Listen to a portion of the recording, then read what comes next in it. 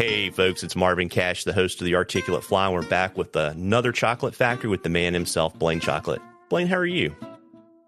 I'm good, man. How are you doing? I'm just trying to stay out of trouble. It's kind of funny. I don't think you've been in Blue Ridge for more than 2 weeks in the last 3 months. No, I haven't, man. I've been on the road literally since the middle of February. I bet I haven't been home 4 weeks since February.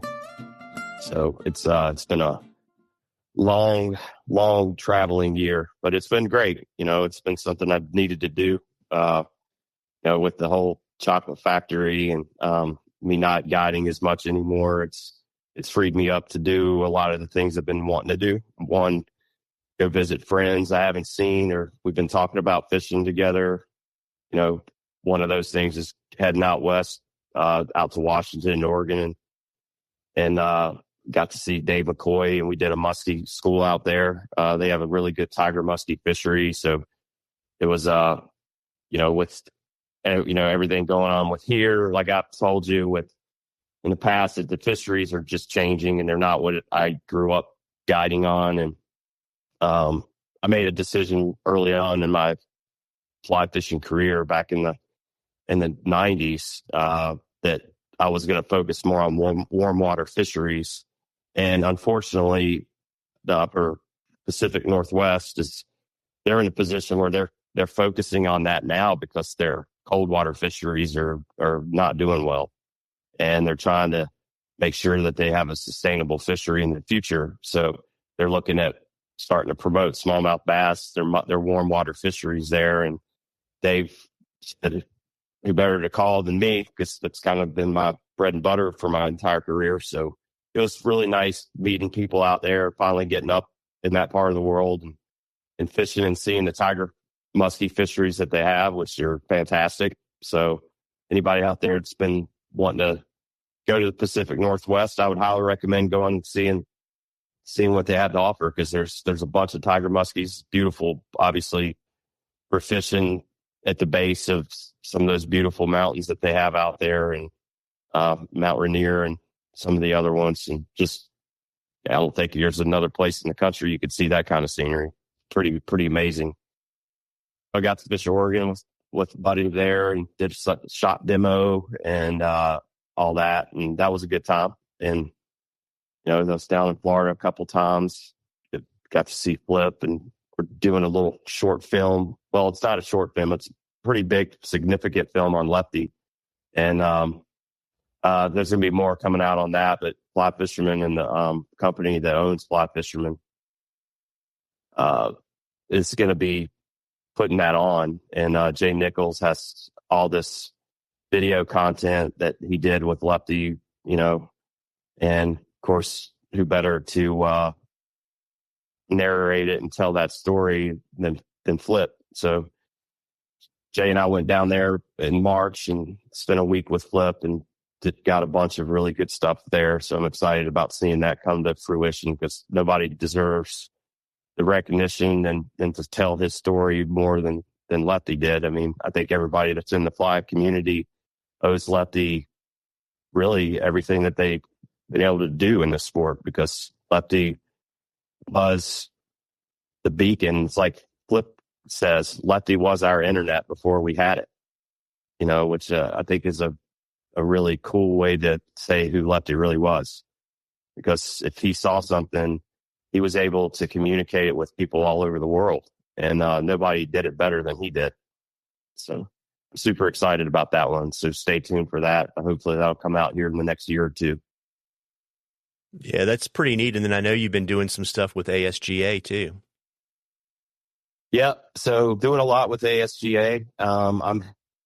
I just had a meeting with them here just before we got on here to do this. So we're this can lead into some stuff later, but the Chocklett Factory, we're going to do some stuff with ASGA, do some special runoffs of flies specific to help raise money for ASGA projects. And if you don't know who that is and what they do, it's American Saltwater Guides Association, and they're the ones that get the science for the policymakers to make sure our fisheries are healthy. So we're doing tagging programs, and We're doing symposiums, and we're going to get ready to do one in September in Louisiana. They're doing one up in, I think in the weekend before, they're doing one up in Cape Cod for false albacore.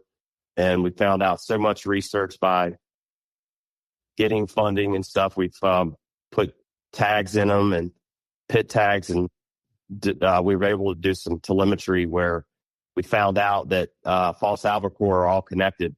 The ones that are up in Maine or the Northeast are also the same fish that are in North Carolina and Florida and even into the Gulf. So we've tagged fish up in Cape Cod, and they'll go by buoys or wherever or get recaptured, and we're finding the same fish in the Gulf.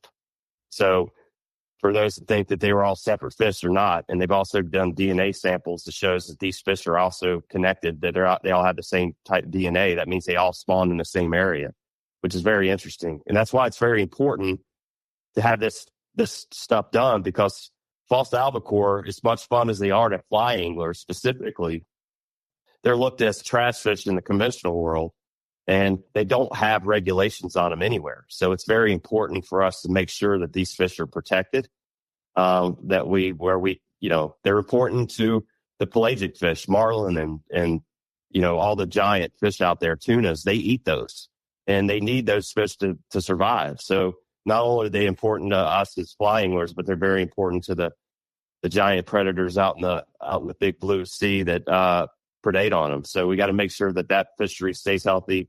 We're doing the same type of tagging program for cobia, same tagging program for jacks. Jacks are not protected anywhere, so we're trying to get jacks, new regulations on jacks all over the North America, from the Gulf to the East Coast. And so we're getting ready to do a film on that. We're doing a symposium in Louisiana coming up mid to late September. I'm also heading up to see my buddy Tim Adams that owns Oxbow Farms, and they're doing a all species tournament up there, and the funds go to ASGA. So I've never been to Maine, so this will be my first trip up there, see a bunch of buddies. I'm looking forward to that. That's mid-September. So I'm always on the move, but I'm also heading out to in October to see one of my dealers, North 40, also House of Flies. They're putting on a dealer summit, and they became one of the Chocklett Factory dealers this past summer, and they've been really great. So my opportunity to meet all their employees and kind of teach their managers and stuff all about the Chocklett Factory and all about my flies and designs. And so they're more educated to their customer base out there. So yeah, it's definitely not letting the grass grow under my feet this year, Yeah, you may have platinum preferred status on Delta Airlines before it's all said and done. And, I know with all that travel, you've also got some really cool announcements of some stuff that's coming out soon from the Chocklett Factory too. Yeah, I do. I know a lot of my friends and followers know this, but there's a lot of people that don't realize last July I left Lyman Fishing Company and started my own company called the Chocklett Factory. And it's been really an amazing experience to finally, over 30 some years in the industry, to be able to have my own company and have a factory and working directly with the people tying my flies, to know that we all have the same vision and we all have the same, background, where we understand what it takes to make these flies the way they should be, and the integrity to make sure that we put out stuff that's my designs. I fished it and know what it is and know how it's supposed to work and know what the fish want to see, because we've done the research and we fish it, we've lived it, and that's very important to me, to make sure that the flies that I design hit the market the way that my clients get to see these flies work on a daily basis in my boat over the years. And so that's been great. And we're constantly tweaking things, and things are coming. And we finally have the brushes getting ready to hit the market here in the next couple of weeks, which has been a long time goal of mine too. For years, I've been wanting to, I've made my own brushes and stuff. And it's just really nice to finally have that come. Also, all the shank designs that I've created over the years, they're finally going to come out the way I want them and be tested, make sure they do what they're supposed to do, and have the structure, and they're not going to be compromised in any way. It's very important to make sure that happens too. And we just want to make sure that, you know, what we do is going to be top notch. And I think the end result and the people that's received and bought our flies so far are seeing that the quality is as good as it could ever be. They're as good as I could ever make them. And, you know, there's been some hiccups during this whole process, because again, I mean, we started this process late last summer. And I mean, I think our first flies were delivered, you know, the very end of 2023, the beginning of 24. And, you know, it's, you know, the whole environment has been interesting. It's a learning curve. You know, I've never dealt with the whole manufacturing and stuff of overseas. So it's a time difference with me and my factory. It's 12 hours. So my meetings and Zoom meetings and whatnot are usually like 4 or 5 o'clock in the morning, or 10 or 11 o'clock, 12 o'clock at night. You know, so it's long days, but it's worth it, because we're all on the same page. We all have the same goals, and we all do what we do.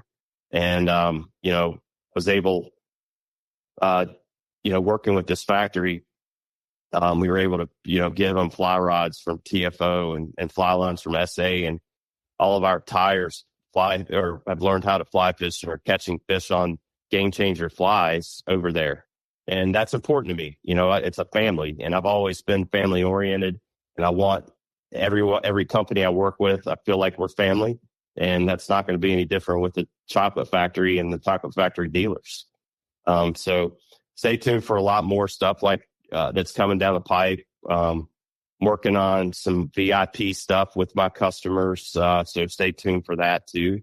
It's going to be a really interesting late to 2024, and really looking forward to 2025 with, you know, new flies that are coming out and stuff I've been testing.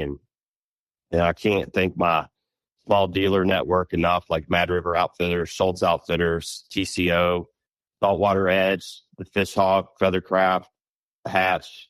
We're going to add another fly shop in Florida here soon.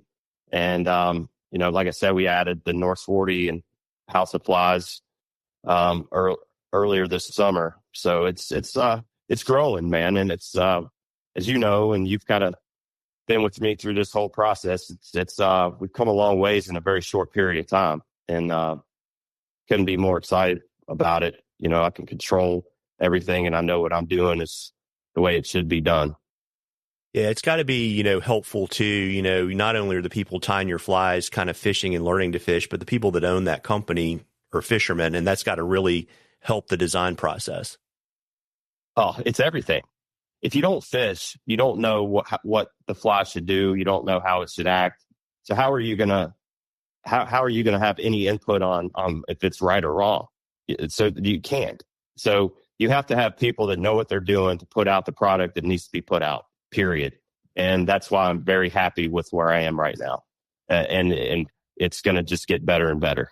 Yeah, that's really neat. And, you know, so folks, remember, like, if you've seen Blane's social media where he talks about, are you fishing real chocolate? You know, the only place to get those flies are from Blane's online store, or from those, you know, handful of dealers he mentioned. So, you know, check those out. And, you know, it's funny, you know, you're running around. I know you've got some upcoming events in schools and stuff sliding into 2024, 2025.